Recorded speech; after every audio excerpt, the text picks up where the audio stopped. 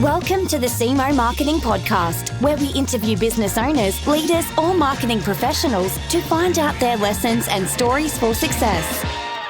So welcome to the Cemoh Marketing Podcast. We have with us today Jeremy Gillespie from Built to Scale, who is based in sunny San Francisco. Try saying that after a few drinks. Yeah. How are you, Jeremy? Welcome to the show, and how are you?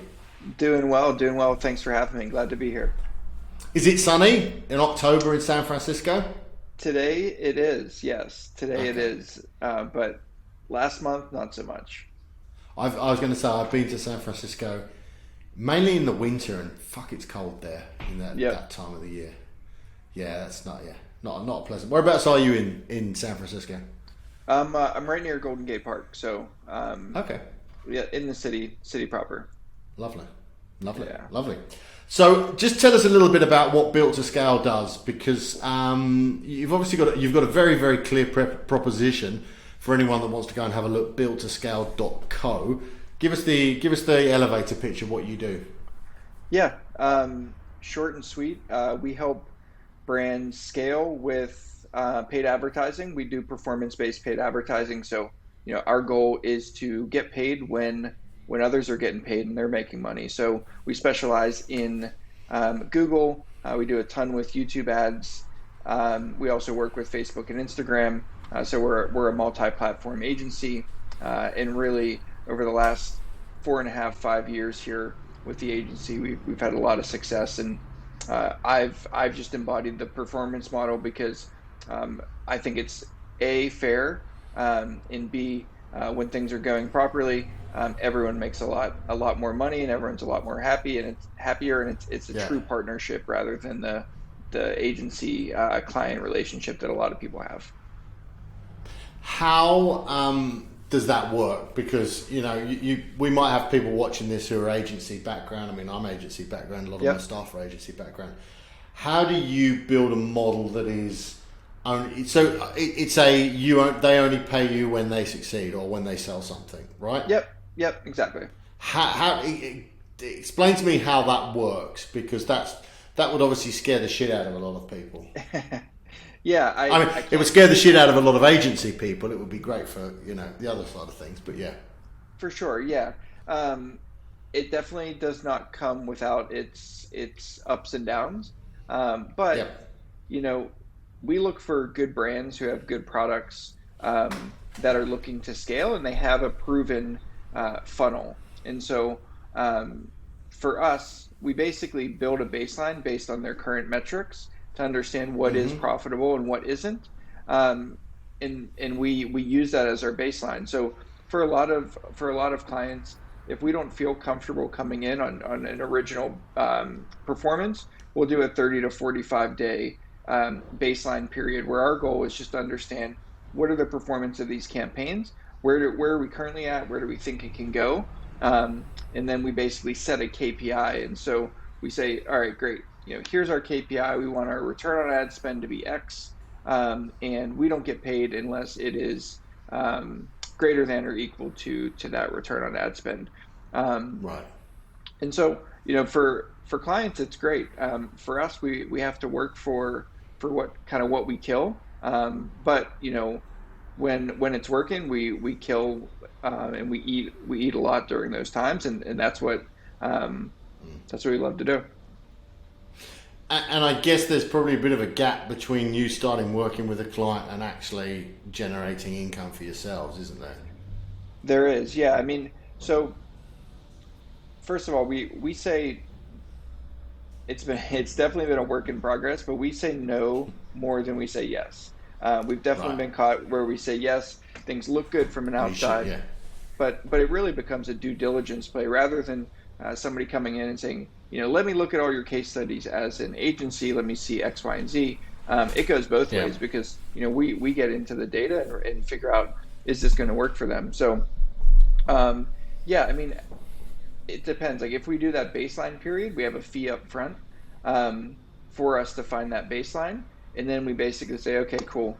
Now we're going to graduate into phase 2, which is performance based. If they have good numbers and we feel good about it, we jump right into the performance base. I would say Okay. it's about 50-50, who Right. goes to phase one and who just jumps to phase two. Certainly, with all of the iOS issues and things like that, we're going more with phase one here in the last, I would say, 3 to 4 months, because we just want to make sure that it's going to be a good long-term relationship. And again, we're not working 60 days for free to try to figure something out that they haven't been able to figure out themselves. And in that phase one, so you're charging them a fee for that phase one. So you're doing your due diligence, you're assessing, you're looking at Google Analytics, blah, blah, blah, all that kind of stuff. Yep. And is that price that you're charging them based on a flat fee? Is it the same for everyone, or is it depends on the size of the business? How do you kind of work that out? Yep. Yeah, we kind of take that as like almost a setup fee. So we do a flat fee, Right. or a percentage of spend. So we do want to make sure that if they're happy and they're making, within that first, say, 30 to 60 days, they're making really good money, then we want to make sure, we get maybe a 7 to 10% of ad spend on top of that fee. So that's your income then, is it? Is your income generated from ad spend or revenue earned from the client? Yeah, I'll just break it down so it's crystal clear. We have two models. Basically, we do percentage of spend if a KPI is met, or we pay for the ad spend, Okay. and we charge them on a CPA or CPL basis. So you're going to pay us $75, $100 cost per acquisition. It's our goal to put our money where our mouth is and make sure that we're paying less than that in ads. Of course. So if your cost per acquisition is $20 and you're charging them $50 per cost per acquisition, then hey presto, you're making $30 every time they get a new client. Exactly. And Okay. I guess we're not shy about how we make money. So we make sure the numbers make sense for them, but we're also not shy at showing them kind of the data that's going on as well, because again, it's a partnership, and we want them to be happy. If $50 cost per acquisition is making them happy and we're getting leads or sales for $10, we're happy as well. Yeah. So most of your clients US based, or do you sort of have people around the world, or Yeah, definitely mostly US based. We have a few in Australia as well, but definitely mostly in the US based, but then we'll do kind of the top 5 countries from an ad standpoint. So Canada, Okay. UK, Australia, New Zealand, US. Okay. So let's talk about the actual channels, because obviously when you look on your website, you talk about Google, you talk about Facebook, you talk about Instagram. Are you predominantly focusing on B2C brands? It strikes me that what you do is geared up for e-commerce brands that people buy online, those kind of things. Is that 100% of your business, or is it sort of split different types of businesses? Yeah, it's a little bit split. So we definitely have like an e-commerce side. I would say that's about 50%. Then we have a lot of high ticket funnels as well. So coaches and consultants that are bringing people through webinars and are converting them into high ticket sales. And then the third part, which is getting much bigger very quickly, is just cost per lead. And so those are some sort of service provider. I categorize them different than high ticket, because these could be solar companies, plumbers, Right. debt consolidation, everything like that. Yeah. They're just looking to capture the lead and pay a flat fee on that lead. Okay. What do you think? I mean, obviously, you mentioned, I think, obviously, worth talking about the iOS changes and things like that. That's obviously impacted everybody from a pay-per-click perspective and tracking and all those kind of things. What do you see as the best return at the moment in terms of the channel? If you could only spend money on one channel, what would it be? Great question. I would say up until probably a month and a half ago, I would say 100% YouTube. That or Google in general is kind of where I would put my money. YouTube has been really amazing. There's been some shifts in actually this yesterday actually they came out. They're penalizing longer form videos, giving them higher CPMs. So actually, for the last 15 days or so, we've been paying. Sorry to get into the weeds. We've been paying really high CPMs. We run a lot of long form video, and the CPMs have been brutal. And so they finally came out and said, "Hey, we're actually penalizing these videos." And so now there's a shift. So it's been a little bit rocky, but from a scalability and sustainability standpoint, YouTube has been amazing, and once you get it going, it goes really well. I guess that's probably, the YouTube, the shorter video thing is a hangover, or not a hangover, a reaction to TikTok and the growth of, those 60-second videos on TikTok. Yep. Talk to me about TikTok. Is that becoming a viable channel for you? Do you see much success through that? Absolutely. Yeah. And we're testing a lot more there. I would say if I had a pie chart in January of 2022, I think Google's probably going to be 50-ish%, if not more, of the spend. There's probably going to be about 25 to 30% in TikTok, and then it's going to go. The rest will be on Facebook, Instagram, but I think TikTok's going to take over Facebook purely for me because of the performance base. The costs are currently better over there. The one issue is demographics, depending on who you're going after. If you're in your 45 to 65 plus demo, that can be very difficult there. If you have a young female focused skincare brand, well, that's something that can definitely work. Yeah. Well, let's then talk about the opposite end of that platform when you're talking about young female focused skincare brands.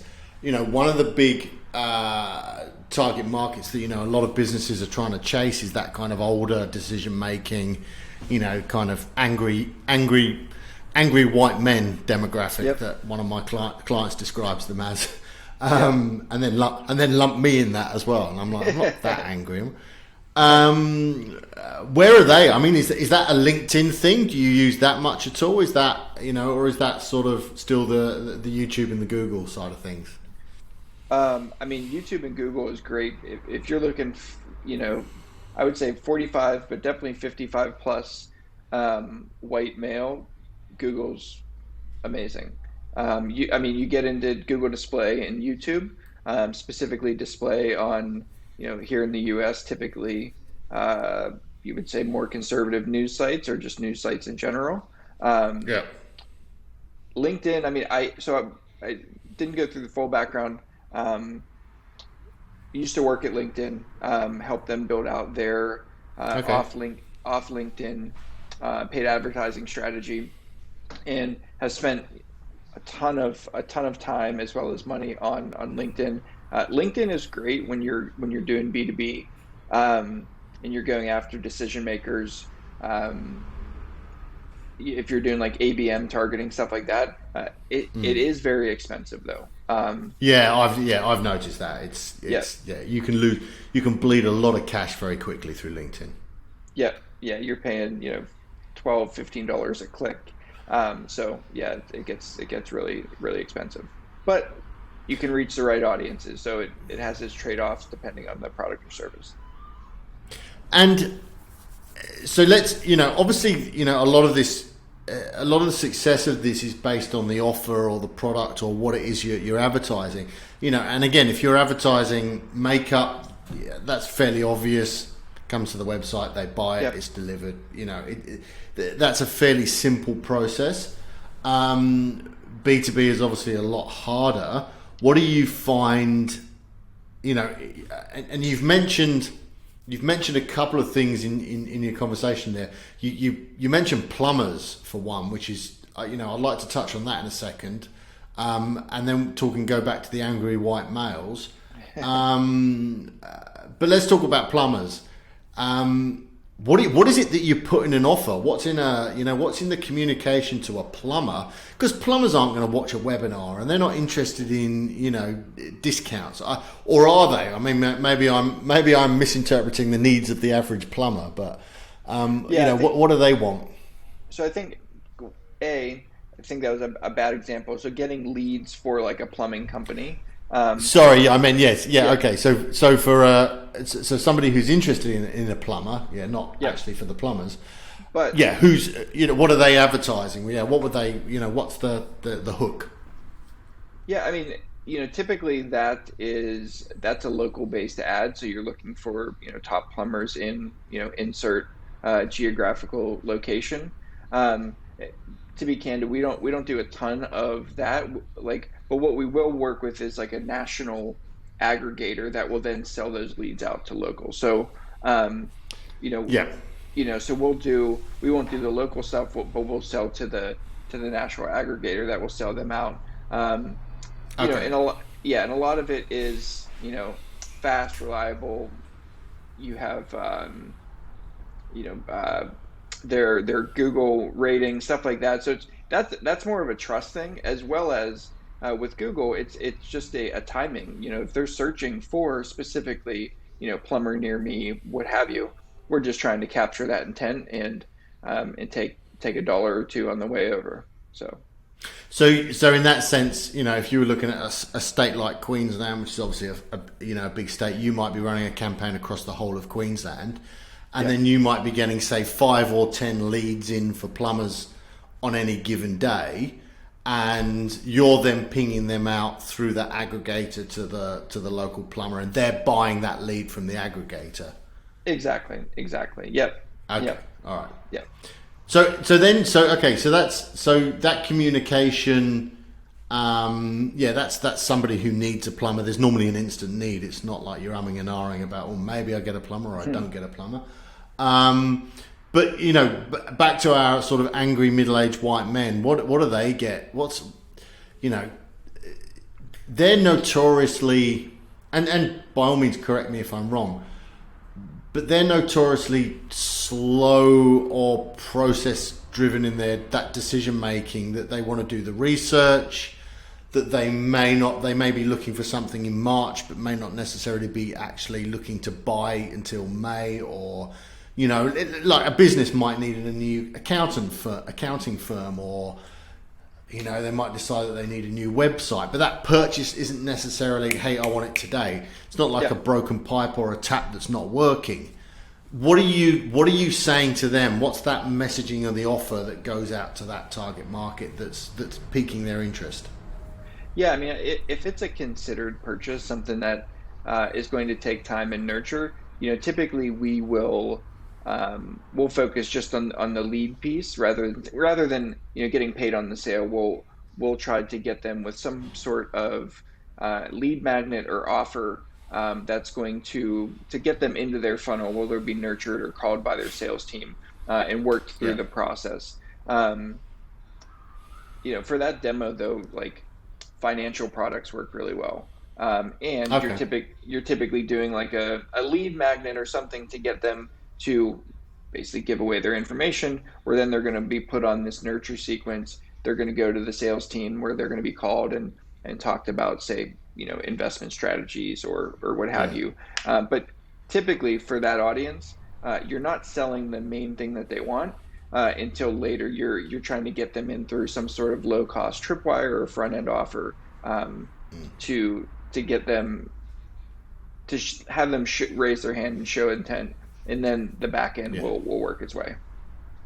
Okay, and then let's sort of finally touch on all of the stuff you're doing. I would assume most of the time is dependent on a level of marketing automation in the background, some software that's driving emails and collecting emails and sending out communication and those kind of things.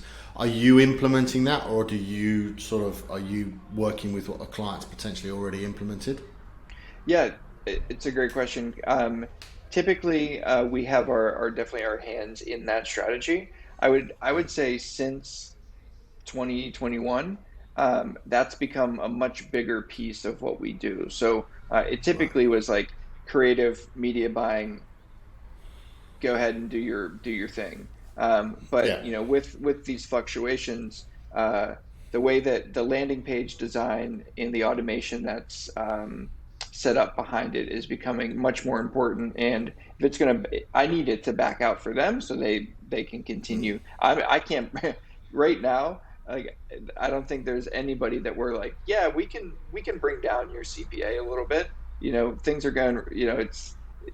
Costs are rising, so CPAs are not going down. So you have to get more efficient through the funnel somewhere, and so it's Yeah. much more on the funnel, the automation, and how you monetize, how much you can monetize them for.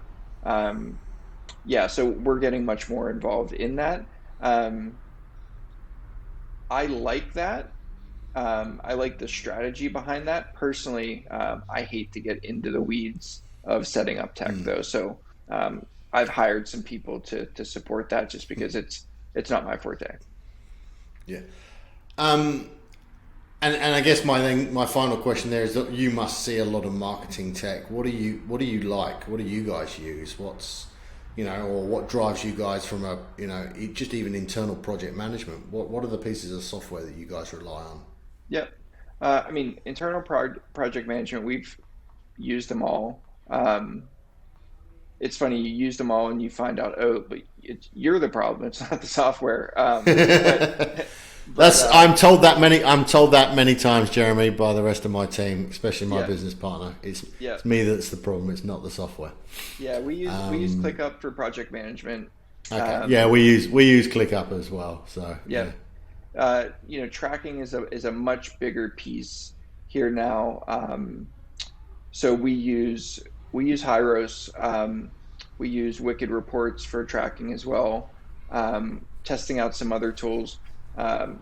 Candidly, none of them really blow my socks off when it comes to like giving me the Yeah. insights that I need, and that's where there's hopefully some other things that are coming out. And then for us from a creative standpoint, um, just having a strong creative team. It's not necessarily like a product, but having a strong creative team that's going to pump out creatives on a weekly basis, or depending on how much you're Yeah. spending, more than that. Okay. Last couple of questions then. So what's next for you this year? I mean, we've not only got 3 months left of the year. What's the anything sort of big happening this year, or any big plans for next year? I mean, definitely just the Q4 Black Friday, Cyber Monday push for the ecom brands. Of course. Yeah. And I mean, big on my list is TikTok and figuring out that platform. I think that's where a lot of money is going to be spent in the next 12 months. And if I look back over my career, I was fairly early, 14 years ago in Google, and then started in Facebook, but didn't get heavy into Facebook until probably it was at like the height of the bell curve. And so I definitely want to catch this wave earlier. So that's what's really piquing my interest currently, as well as figuring out some new funnel designs that I think the market's shifting in how they interact, and that experience is what I'm interested in. Okay. So yeah, that's kind of where my head's at. Okay. Last question then. Who's doing it well out there? You see a lot of brands. I mean, maybe you're working with them, but maybe you're not working with them. But who do who's the benchmark that you guys aspire to be out there? I mean, it's really tough. Like from an education standpoint, Masterclass I think does a really good job, especially with their ads and advertising. Is that the one that's owned by what's his name? I can't remember. Masterclass. What is that? Is that a training software, or am I thinking of something? It's not a training software, but it's like a training learning platform. So you go there to Okay. learn Yes. about Yeah. Okay. So I really like And that. that's not the one that's owned by Tony Robbins, is it? Or am I thinking of something else? No, I don't believe it is, but No, I don't all right. I don't actually know who owns it. No. Okay. Yeah. But then on the kind of the D2C side, I really like the Magic Spoons, Cereal School, like the keto brands. They're having fun with the brand. It's not just um, a standard kind of keto funnel or consumer product brand. They're having fun with it. Those are the kind of the brands that I look up to, that are. Right. Nugs is another one. But the one thing I think is interesting on the D2C side, not to ramble on this question, is like how dynamic it is and how fast it's changing. Because I like all of those brands are brands that I would say, kind of hit their stride probably 6 to 12 months ago, and now you're just seeing new waves of new ones, and so it's ever evolving. The last thing I want to say on that though is that I think, when it comes to D2C brands, the content piece and the community piece are things that are really setting brands apart. Like if you can build that community and that content around your brand to continue to engage, that's what's really the magic currently. It's not just throw up an ad, let Facebook do the work, and ride off into the sunset. It's really building a true brand that provides long-term value to their customers. Jeremy, thank you very much for your time today.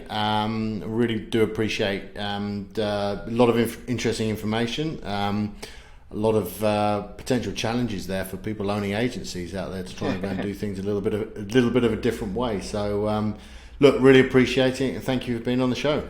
Yeah, thank you, Simon. Happy to chat anytime. So thanks for having me.